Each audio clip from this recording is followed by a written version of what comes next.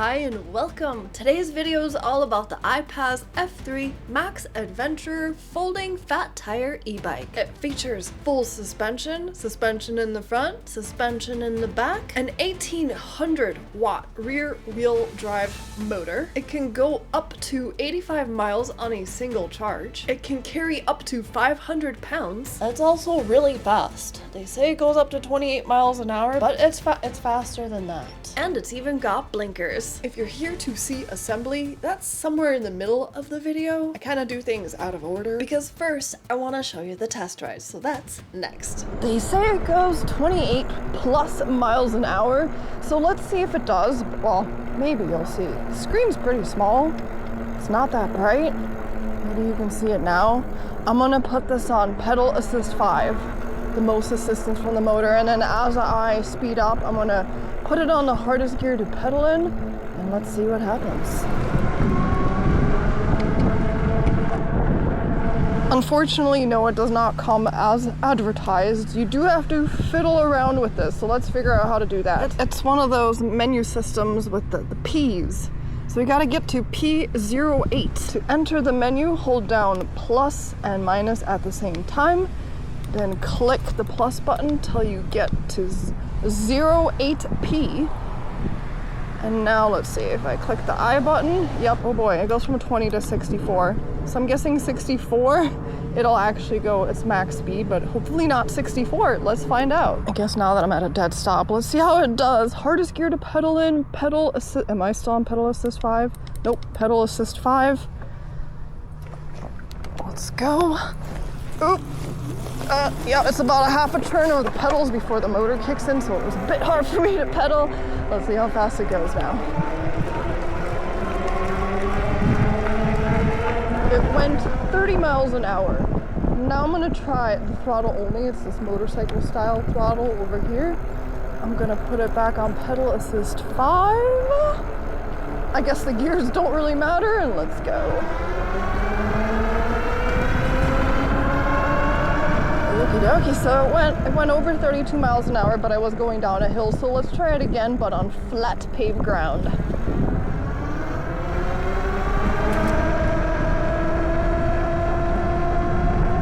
I will not be going that fast ever again on this bike until I get another one that's just too fast. Let's see what speed it caps at for each pedal assist mode. So right now I am on 1.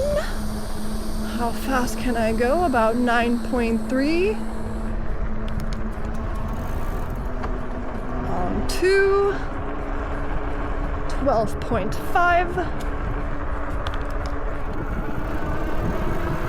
On 3. 15. 15.6.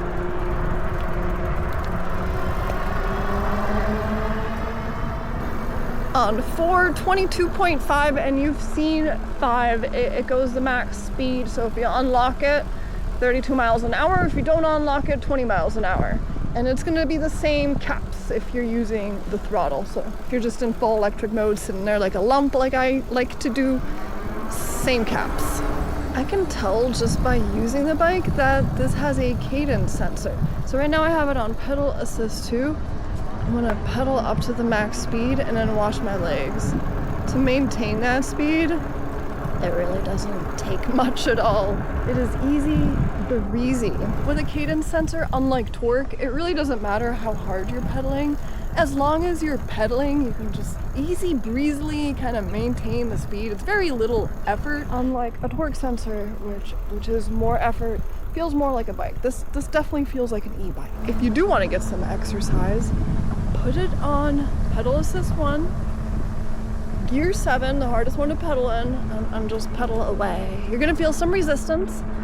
You're gonna feel a little bit on pedal assist 2, same gear, but once you take it past 3, there's no more exercise. So I did mention earlier in the video that this has a max range of 85 miles on a single charge. That is with pedal assist. Pedal assist 1, flat paved ground, perfect weather, no wind, and also it is determined by how much load is on the bike. So if you have 500 pounds on there, even on pedal assist one, under all those conditions, you're not gonna get up to 85 miles. If you're just using the throttle and sitting there doing absolutely nothing, full electric mode, you're gonna destroy that range. It's about 40 miles at that point on a single charge. According to the company, this fits riders 4 foot 7 inches to 6 foot 5. For reference, I am 5 feet 8 inches, and if you take a look at the seat post here, there's still about 5-6 more notches left to hike this thing up. So I can't confirm that it fits riders 6 foot 5 because I'm not 6 foot 5. For the hill test, I'm going to put this on gear 1, the easiest gear to pedal in, pedal assist 5, and from a dead stop, I'm gonna pedal up my hill, which is further down the road. At its steepest point, I believe it's about 26 degrees, and they say this bike can handle 25 degrees like it's no problem. Straight up, pedal assist 5 from a dead stop. Gear 1, let's see how it does.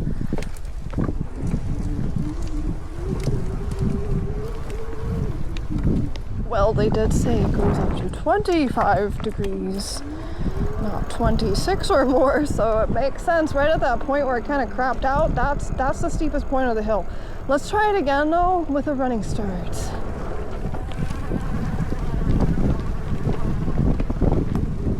Yeah. Yes!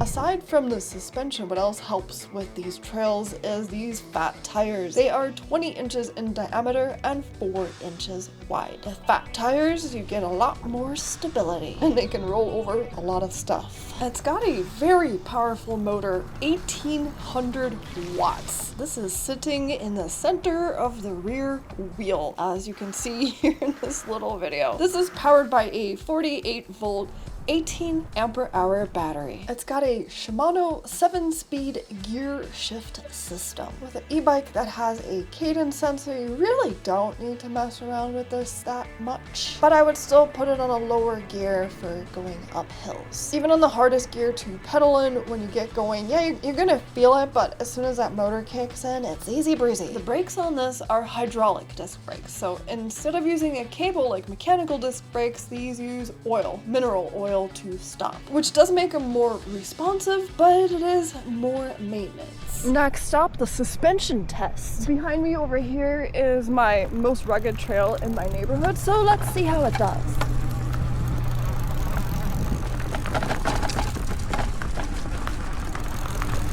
Yeah, that might not have been the best idea doing that one-handed, but to date I haven't found a bike mount for a camera that actually works. It's got suspension in the front, which is adjustable. With the turn of this little lever here, you can either have a rigid ride or a more bouncy ride. And then there's this suspension over here. I don't know how well you saw it working in that little clip I just showed you, so let's do a bounce test. I swear this is innocent. It's not meant to be any other way. I'm just trying to show you the suspension, so please, clean thoughts only. Just remember, I'm risking my life for this. For this bounce test. Yep.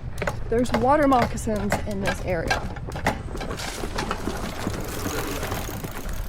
Oh, look how bright the screen is in the shade. Just not so bright in direct sunlight. For those that have never used an e-bike, let me show you how to do some basic operations.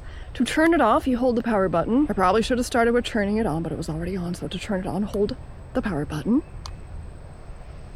It does this thing every time. And then you just use the plus and minus buttons to adjust the pedal assist. So it goes all the way between 0 and 5. So 5, you're gonna get the most assistance from the motor, and 0 makes it just a regular bike. And I just noticed I have a boo-boo on my thumb. Ew. So let's switch out thumbs. There's 2 light buttons, but only one works. It's the big red one. So you click that, and the light goes on and off, along with the tail light. Oh, and there's also blinkers, and those are controlled with this little lever here, this little switch. And to turn it off, it has to be positioned in the center. The issue I have with this is when they're on, you can't tell. You can't tell on the screen. You can only tell on the back of the bike, or if you look over here, and you have to remember, that's the issue for me. remembering to turn these off. And if I click on the I button, I'm gonna get various information down here. There's a guy over here fishing. I'm gonna be that person. The horn's right here. Oops. Price point. This is probably the most important part for most people. So $8.99, and this comes in 4 different colors: neon green, black, cyan, and blue. It looks like I am beat, and that's just because of the heat. It's not the bike. The bike is easy, breezy. I love the fat tires. They provide a lot of stability, so I'm able to film this off-road and one-handed. Don't do that, but yeah, I'm still gonna keep doing it. Oh, the suspension, very nice, really cushions the ride. I have the front suspension fully opened for a bouncy ride, and the back, bouncy all around. The seat, I am sore, but yeah, the seat's definitely not, I'm sore from yard work, but the seat, it could be better. I don't know if you've ever tried the seat on like a trek. It could be much, much worse. I don't know how people get used to those skinny, hard little seats. I just want to throw it in the trash. I hate it. But yeah, I'm gonna head home. I'm out of water, and I think I'm pretty much out of things to show you. I'm pretty sure I showed you everything I wanted to show you. If you're interested in the Aipas F3 Max, I'll have a link down below in the video's description, along with any coupon codes if they give me any. If they do, they'll be down there as well, and they do eventually expire. So if you watch this video like months later after I post it, I don't know if it'll work. Cheesy outro time. I'm not even going to take the helmet off because it is tragic at this point. Sometimes I take it off and I shake off all the sweat, but I noticed in my previous video you can literally just see water going in. I'm going to spare you. I will. You're welcome. Toodaloo-lee-loo. Bye. Okie dokie, so that completes the test ride. Next up, assembly. It's in a TV box.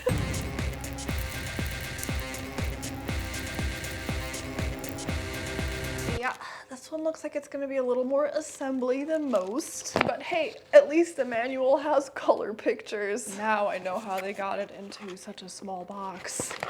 Before I start, let's see what's in these boxes. So we've got the charger, and I'm gonna give it a full charge before I use the bike. Tools, this is gonna be for the front wheel, some zip ties, and the pedals, plastic pedals. And these look like they're the folding kind. It's gonna be easier to do this once they're on the bike. I'm gonna start off by removing this. Now I'm gonna put this axle through the wheel, and the side with the sticker says brake side. So this will be on the side where the caliper mounts. So on this side, this nut is fixed, like it is on there. So that's not gonna come off, which means I gotta remove everything from this side. I'm gonna stick this through here. On the other side, I'm just gonna put this fat washer. And let's get it on there. Now I'm gonna put on the regular washer, the washer with the little hook, and now I can put on the nut. It's the same on the other side, except you don't put on that final nut. So you're just screwing it down on one side. Next, I'm gonna install the caliper. If there's a little plastic piece here, pull it out. There was one, I already pulled it. Remove these screws. Now I can stick this over the rotor, and this is definitely gonna need some adjustment. And screw everything back down. So next, I'm going to mount the handlebars, but first, I gotta remove this screw and this little cap that it's holding down. Oh yeah, and this has to go too. So this will go here, like so. Take the little cap, take the screw, and stick it back in there. And before I tighten everything down, I wanna try to position this as straight as I can, and then tighten down that screw. Next, I gotta remove these 4 screws here, and now I can position the handlebars in that spot. And I'm probably gonna have to adjust them. Right now, I just kinda want them tightened down a little bit. Next is the headlight and the fender. So I'm gonna fish the fender through here. This little metal doodad going on the outside. And I'm gonna remove the screw that's already here. Fish this through the light. Fish it through the fender, through the bike. I'm not gonna fully tighten this down yet, just enough to kind of hold things up a little bit. First, down over here, I wanna attach the fender. And now I'm gonna go ahead and tighten everything up here. Seat is next. Usually this part's already done for you, but there's a lot of parts not done for you on this bike. So I'm just gonna go ahead and tighten these nuts. I'm gonna loosen up this latch, stick the seat in, seat post. Next, I gotta mount the fender to the rear rack and then put everything on the rear. This part's usually done for you, but I guess I could see why it's not. Sometimes things get bent in shipping. So this goes here, and then a little hole in the fender over here, and then the screw for that hole is already on the rear rack. If you do get this bike and you see a zip tie here, leave it. Don't cut this off. I gotta remove the screws that are already here from both sides. And now I can mount the rack. Unfortunately, I'm not able to show the installation of this. It did get a little bent out of shape in shipping, so I couldn't get the holes to line up. But with the serious man strength of my husband, he was able to do it. So in the end, the rack did get installed. Finally, the pedals. There's a sticker here. It says to turn counterclockwise. And then the right one will go clockwise. And make sure to use a wrench to tighten all of this down. For those few that made it to the end of this video, thank you for staying to the end. And once again, if you're interested in this Aipas F3 Max e-bike, I'll have a link down below in the video's description. So once again, toodaloo-lee-loo. Hope to see you in the next one. Bye.